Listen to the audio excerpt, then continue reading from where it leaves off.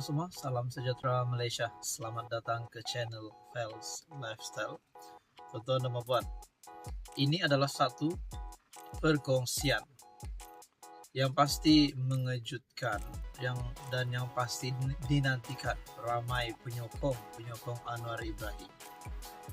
Dan sudah pasti kita sudah mengetahui bahwa Datuk Seri Anwar Ibrahim berada di jalan yang amat sesuai ataupun satu jalan yang lancar supaya beliau boleh terus mengemudi kerajaan perpaduan, kerajaan madani. Bahkan beliau juga mempunyai harapan untuk terus menjadi Perdana Menteri selepas PRU 16. Nah, saudara-saudara, satu perkongsian daripada Syabuddin Husin ataupun syabuddin.com menyatakan ini 3 perkara yang Anwar harus berhenti bercakap mengenainya. Kalau kita perhati dan teliti, sejak Anwar Ibrahim menjadi Perdana Menteri, ada 3 topik yang menjadi kesukaannya. Bukan saja sebagai bahan percakapan, tetapi juga sebagai subjek yang diulang-ulang. Topik itu ialah sakau, beban hutang negara yang tinggi, dan apabila bercakap tentang subsidi bersasar pula, menjadikan golongan mahakaya sebagai sasarannya.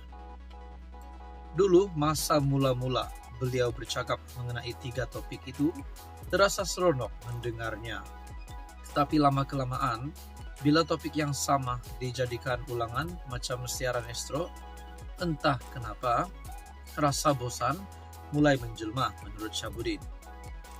Dalam konteks sakau dengan kedudukan Anwar sebagai PM, beliau sebenarnya tidak perlu lagi bercakap mengenai topik itu.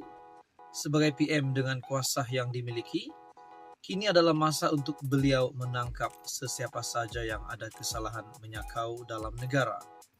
Tak perlu lagi bercakap atau bising tentang sakau menyakau. Sepatutnya ketika ini sudah ada harta kekayaan dalam simpanan penyakau-penyakau itu yang telah berjaya dikembalikan kepada tabung khazanah negara. Logiknya, kalau Anwar bercakap tentang orang itu atau orang ini menyakau, sudah tentu bukti ada dalam genggamannya. Setidak-tidaknya sebelum PRU 16, lebih baik Anwar betul-betul menumpukan untuk menangkap siapa penyakau itu dan membawa balik kekayaan yang mereka miliki, sama ada di dalam atau luar negara. Setelah menjadi PM, biarlah kuasa lebih banyak bekerja daripada mulut berbicara. Ini pada pandangan pribadi saya amat setuju dengan kenyataan Syabuddin, ataupun mungkin ini adalah satu nasihat ataupun peringatan kepada Perdana Menteri.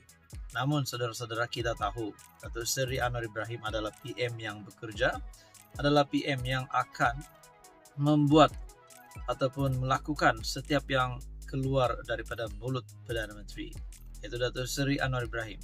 Berkaitan dengan sakau menyakau, sudah pasti Anwar Ibrahim akan menundukkan musuh-musuh ataupun jerung-jerung penyakau di dalam Malaysia ini, di dalam kepimpinan politik, tidak kira pada hari ini ataupun kepimpinan sebelum ini. Bahkan setelah saya mendengar kenyataan daripada Syabuddin ini, saya teringat pula kenyataan daripada Tun Dr. Mahathir yang secara sinis meminta bantuan Anwar untuk membawa kembali duit yang didakwa dicuri oleh Dr. Mahathir yang berada di luar negara, kononnya di Switzerland. Adakah ini mempunyai kaitan dengan kenyataan daripada Syabuddin ini? Itu menjadi persoalan. Namun saudara-saudara, seperti yang kita tahu, Datuk Seri Anwar Ibrahim, setakat ini kita dapat lihat sudah banyak pelabur yang masuk ke Malaysia, menjadikan itu kemenangan kepada Datuk Seri Anwar Ibrahim. Namun menurut Syabuddin, ini 3 perkara yang Anwar harus berhenti bercakap.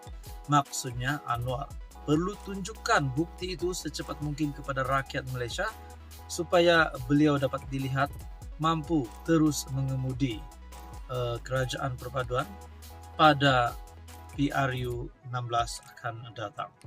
Jadi saudara-saudara, berkaitan dengan kenyataan daripada Syabuddin ini, apa komen Anda? Sekian saja, teruskan bersama di dalam channel ini untuk info yang seterusnya. Halo semua, salam sejahtera Malaysia, tuan-tuan dan puan-puan yang amat dihormati. Seperti yang kita tahu, ada pilihan raya kecil yang akan diadakan pada masa akan datang ini yang terdekat, yaitu pilihan raya kecil Sungai Bakap.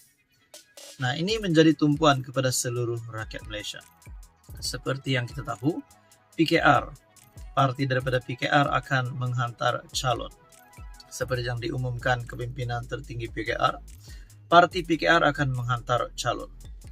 Dan seperti yang kita tahu, pilihan raya kecil Sungai Bakap diadakan susulan pemergian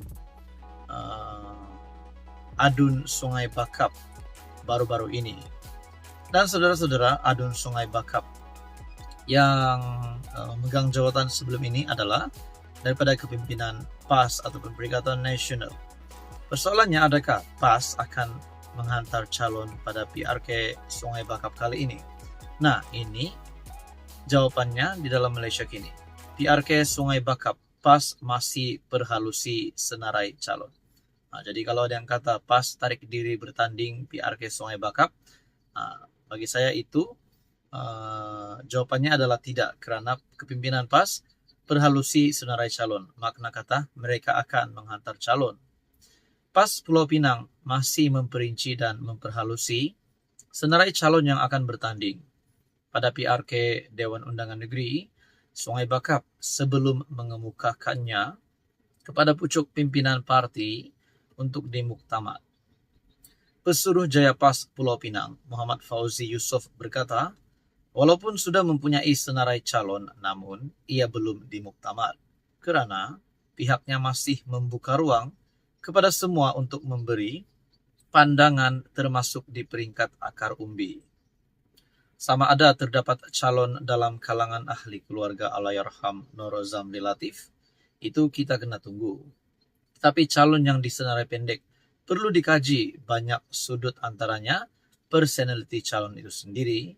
Sebab itu kita mengambil sedikit masa untuk memuktamadkan senarai nama calon, katanya.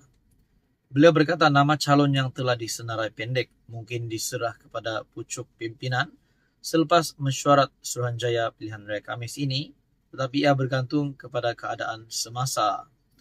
Muhammad Fauzi turut mengucapkan terima kasih kepada Parti Bersatu kerana memberi laluan kepada PAS untuk mempertahankan kerusi itu. Kerusi DUN Sungai Bakap kosong susulan kematian Nur Zamri pada 24 Mei akibat keradangan dalam perut, dan SPR dijangka mengadakan mesyuarat khas bagi membincangkan tarik-tarik penting pelaksanaan PRK di kawasan itu. Ini juga adalah satu pemergian yang pasti mengejutkan kepimpinan PAS Hadi Awam. Dan akhirnya saudara-saudara, kita hanya menantikan keputusan daripada SPR berkaitan dengan tarik-tarik penting bagi pelaksanaan PRK DUN Sungai Bakap. Sekian saja untuk kali ini. Teruskan bersama di dalam channel ini untuk info yang seterusnya.